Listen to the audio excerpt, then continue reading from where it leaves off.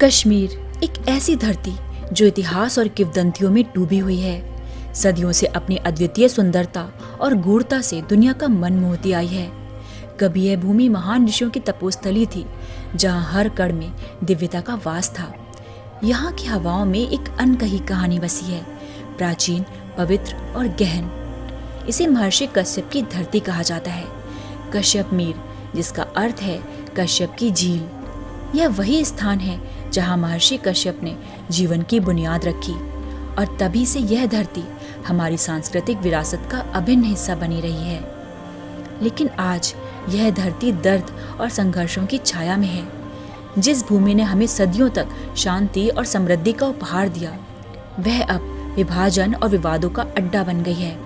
आज के इस वीडियो में हम आपको ले चलेंगे उस कालखंड की ओर जब इस पावन भूमि का इतिहास एक ऐसी करवट लेता है जिसने कश्मीर का भविष्य सदा के लिए बदल दिया। यह कहानी हमें 700 साल पीछे ले जाती है।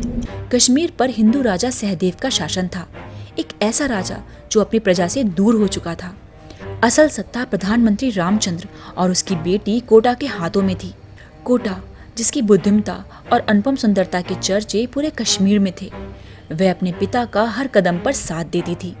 लेकिन शायद उसे भी नहीं पता था कि कश्मीर की हवाओं में क्या बदलाव आने वाले हैं। फिर एक दिन कश्मीर की पवित्र भूमि पर तिब्बत के राजकुमार रिंचन का आगमन हुआ, एक पराजित योद्धा जिसने अपने गृह युद्ध में हार कर शरण की तलाश में कश्मीर की ओर रुख किया था।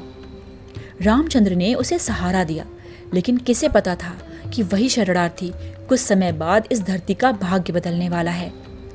1320 ईस्वी में जब मंगोल सेनापति जुल्चू ने कश्मीर पर हमला किया तो राजा सहदेव कायरता से भाग खड़ा हुआ। कश्मीर की धरती जुल्चू की क्रूरता से कांप उठी, लेकिन प्रकृति ने जैसे इस धरती की रक्षा का बीड़ा उठाया था। बर्फीले तूफान ने मंगोल सेना को बर्बाद कर दिया और ऐसा लगा मानो कश्मीर में एक नया अध्याय खुलने वाला था। इसी समय रिंचन ने विद्रोह किया, रामचंद्र की हत्या कर दी और खुद को कश्मीर का राजा घोषित कर दिया। लेकिन रिंचन की कहानी सिर्फ सत्ता की नहीं थी, यह प्रेम, संघर्ष और आत्मा की कहानी थी। उसने रामचंद्र की बेटी कोटा को विवाह का प्रस्ताव दिया, लेकिन कोटा, जिसके पिता का खून रिंचन के हाथों से बहा था, इस प्रस्ताव को कैसे स्वीकार कर सकती थी। फिर भी रिंचन का प्रेम और उसकी अनवरत कोशिशों ने आखिरकार कोटा का दिल जीत लिया और दोनों का विवाह संपन्न हुआ।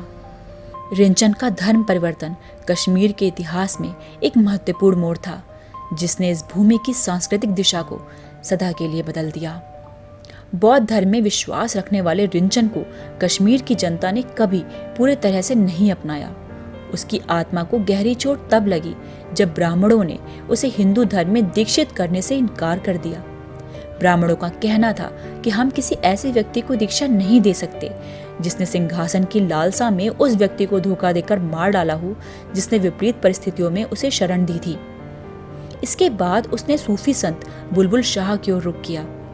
रिंचन ने इस्लाम कबूल कर लिया और यह वही क्षण था जिसने कश्मीर की सांस्कृतिक कहानी में एक नया अध्याय लिख दिया। रिंचन, जो अब सुल्तान सदरुद्दीन बन चुका था, उसने कश्मीर में इस्लाम की नींव रखी और श्रीनगर में पहली मस्जिद का निर्माण करवाया। एक ऐसी मस्जिद जो आज भी खड़ी है, गवाह बनकर उस ऐतिहासिक बदलाव की जब कश्मीर की धरती पर पहली बार एक मुस्लिम शासक ने कदम रखा था। हालांकि रिंचन का शासनकाल अल्पकालिक रहा।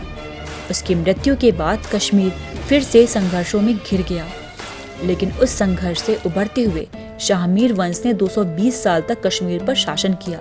कश्मीर की यह कहानी सिर्फ इतिहास नहीं है, यह उस गहरे भावनात्मक और सांस्कृतिक सफर की कहानी है जिसने इस पवित्र धरती को बदल कर रख दिया। यह कहानी हमें याद दिलाती है कि कश्मीर ने हर मुश्किल वक्त के बाद खुद को फिर से उठाया है।